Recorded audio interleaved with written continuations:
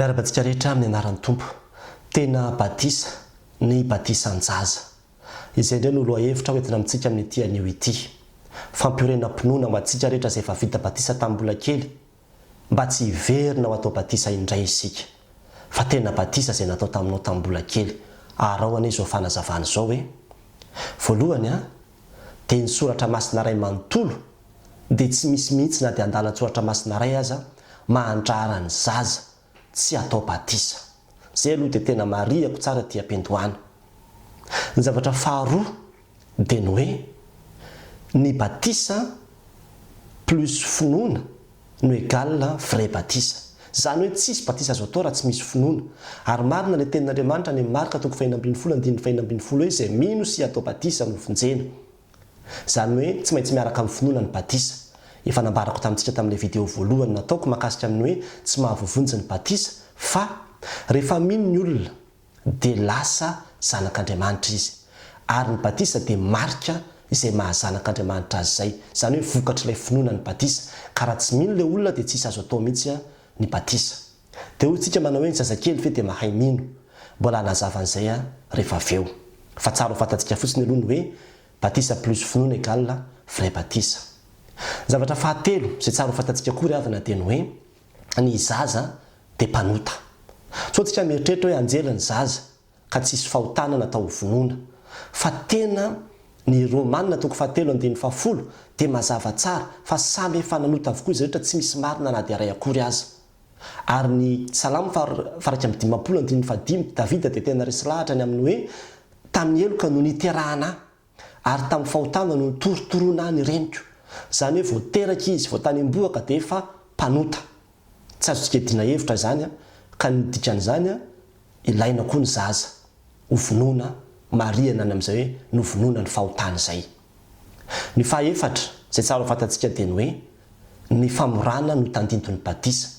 Ny famorana dia tsy inona fa ilay marika koa na nehonany amin'ny hoe reto rehetrarehetrareto nanomboka hatrany amin'ny lehibe indrindra ka hatrany amin'ny kely indrindra dia taranaky ny teny fikasana zanak'Abrahama. Ka rehefa tonga taty amin'ny testamenta vaovao dia ny batisa no nosolony ny famorana. Dia tsy azo eritreretina mihitsy ny amin'ny hoe tany amin'ny testamenta taloha tafiditra tao anatin'ilay teny fikasana ny zaza, ka rehefa tonga taty amin'ny testamenta vaovao dia tsy tafiditra indray ny zaza fa ny olon-dehibe ihany no concerné amin'ilay teny fikasana. Fa tena ao anatiny ary zany na tonga ny tenin'Andriamanitra hoe ny fanekena dia ho aminao sy ny taranakao. Dikan'izay raha azo natao forana ny zaza tamin'ny testamenta taloha, dikan'izay azo atao batisa koa ny zaza aty amin'ny testamenta vaovao. Fa tena hiditra amin'ny fanazavana amin'izay eto. Ny soratra masina ry havana dehibe ny miresaka ny batisa mpianakaviana. Io batisa mpianakaviana io dia ohatra tantaran'ny Lydia any amin'ny asan'ny apôstôly 2:20.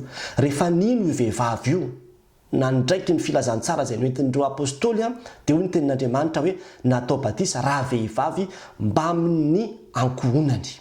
Mba amin'ny ankohonany. Tsisy mihitsy eo manao hoe raha vehivavy nino ka aleo aloha ny zanany hiandra lehibe mihitsy ho resy lahatra tsara vao atao batisa. Fa izy mba amin'ny ankohonany dia natao batisa. Tahaka izany koa ilay mpiandry ny tranomaizina any amin'ny asan'ny apôstôly 2:20 rehefa nino an' Jesosy Kristy tompo ireo dia hoy ny mpianatra hoe minoan' Jesosy tompo dia ho vonjena ianao sy ny ankohonanao. Ary amin'ny 7:30 dia mazava tsara manao hoe natao batisa tamin'izany alina izany izy mba amin'izay azy rehetra. Izy mba amin'izay azy rehetra. Dikan'izany tao anatiny tao daholo zany ny ankohonany ray manontolo zany natao batisa daholo. Dia tahaka izany koa ny an'ny Krispo any amin'ny asan'ny apôstôly 7:15. Izy mba amin'ny ankohonany rehetra koa dia natao batisa. Dia izany koa Stefanasy. I Paoly dia niteny manao hoe olona roa ihany ozy nataoko batisa dia ny ankohonany Stefanasy koa ozy nataoko batisa. Zany hoe ilay batisa zany dia tena raha-mpianakaviana io fa tsy hoe raha-n'olo tokana. Raha izay zany no andraisantsika azy. Ary zany no nahatonga ny Petera ny teny any amin'ny asan'ny apôstôly 2 manao hoe mibebana izy ary eo ka atao batisa amin'ny anaran'i Jesosy Kristy ianareo rehetra mba hahazo famelana ny elokareo ary ianareo handre ny fanomezana dia ny fanahy masina. Ary ny teny fikasana dia ho aminareo sy ny zanakareo ary ho an'izay rehetra lavitra na izaniza tsony Jesosy Jehovahandriamanitsika hanatona azy ho an'ny zanaka reo koa ny teny fikasana ho izy.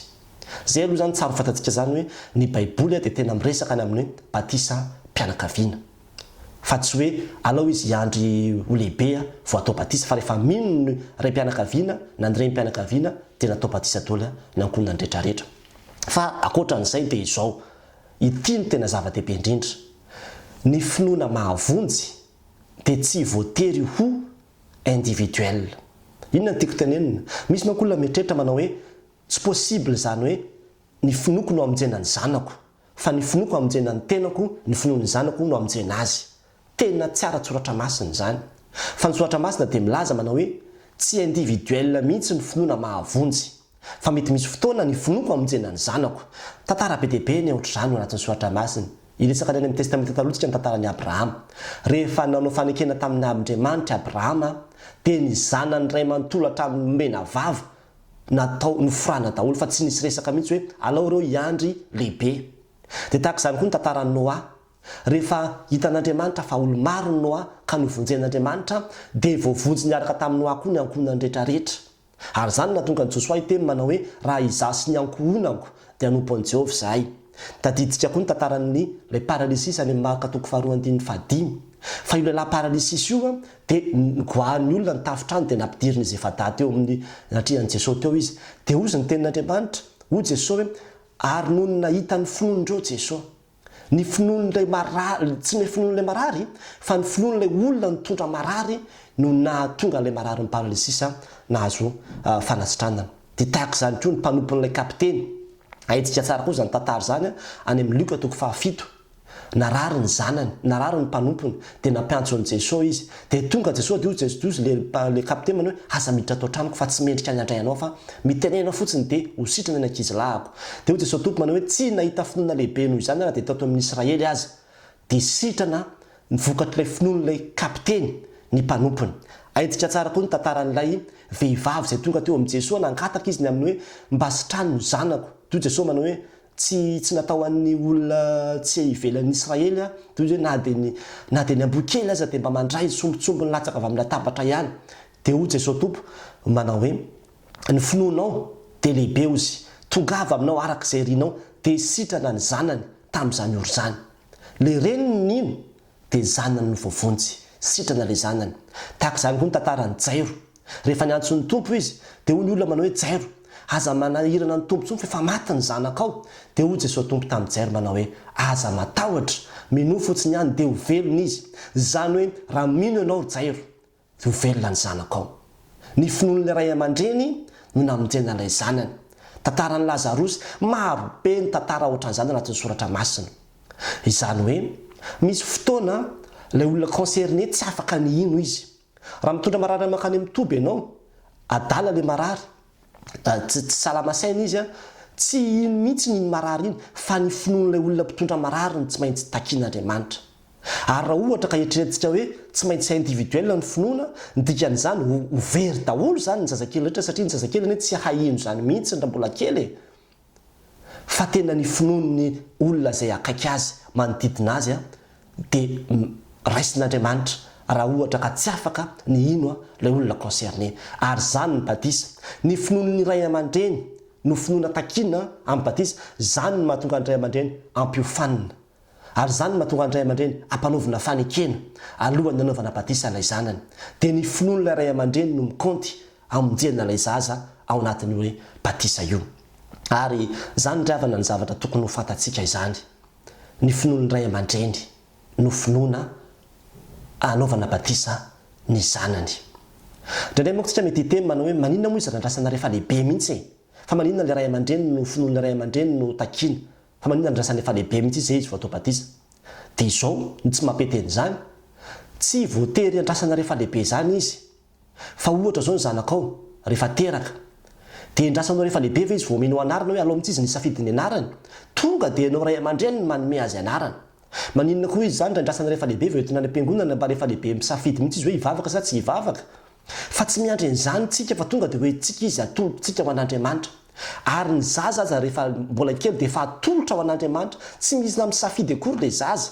fa tonga dia atolotra sika ray aman satria tsika mino manao hoe ameny an'Andriamanitra ho zanak'Andriamanitra ty zazy ty dia efa atolotra ao an'Andriamanitra sahady izy. Dikan'izany tsy mila andrasana rehefa lehibe akory izy. Ary io batisa io ry havana tsy mahavoavonjy io. Tsy hoe rehefa natao batisa tamin'ny mbola kely na mbola lehibe dia izany no antony natongavako any an-danitra. Ary zany natonga ny Petera i Paoly any amin'ny Korintiana voalohany toko voalohany 7:7 tena nilaza tsara mihitsy izy manao hoe fa Kristy tsy naniraka hanao batisa fa hitory filazany tsara. Tsy tamin'ny teny fahendrena fa andrao foana ny azo fijalian'i Kristy. Fa maninona moa i Paoly no manamaivana ny batisa tahaka an'izany ka milaza izy manao hoe filazany tsara no toriko. Fa za tsy ny raha n'Andriamanitra hanao batisa. Raha ohatra hoe ka mahavovonjy ny batisa dia maninona izy tsy resaka batisa rehefa mitory filazany tsara. Fa mba tonga anazy ny teny dia io le ndambarana io manao hoe sao dia neritreretin'ny olona le batisa ny tena mahavovonjy azy ka ho takona ny azo fijaliana. Ary zany natonga azy teny manao hoe za dia tsy nanao batisa fa tsy olona roa ihany dia ankoatran'izay ny ankonan'ny Stefanasy. Zay ihany nataoko batisa. Ka raha ohatra ka mahavovonjy ny batisa dia tsy possible mihitsy izy hiteny an'izany. Fa raha ohatra ka tena ilaina amin'ny famonjena ny batisa dia sistematika mihitsy zany ny amin'ny hoe tsy maintsy ny resaka batisa izy isaka ny misy olona hitoriany filazany tsara. Te ampiorina ny finoantsika aza misalasala fa tena batisa ny batisan-jaza ary tokony ampianarintsika ny zanantsika ihany koa ny amin'izany. Dia izao rehefa natao batisa le zaza dia rehefa lehibe izy zay le confirmation izay le fanasan'ny tompo miconfirme izy manamafy amin'izay izy rehefa tonga saina manao hoe ity amin'izay Andriamanitra voakela dia efa natolotra ao anao, voakela dia efa nandray ny fahasoavana tao aminao ary ny marihana tamin'ny batisa zany fa lehibe azo ao manolo tena amin'izay manamafy izany fanekena izay efa nataon'ny ray aman-dreniko tamin'ny mbola kely izany. Dia izay le fanasan'ny tompo, izay le confirmation ka tsy tokony hisalasala isika. Aza atao batisa izany fandroany izany ianao fa tena batisa ny batisan-jaza. Raha nahazoanao izay video izay dia zarao ary sujet main koa ny pejy marka 16-15 raha mbola tsy nanisy izay mety pejy ty ianao ahafahanao mahazo ny fampianarana kristianina samihafa izay mbola ho avy amin'ny manaraka. Dia samy ten'Andriamanitra tompoko.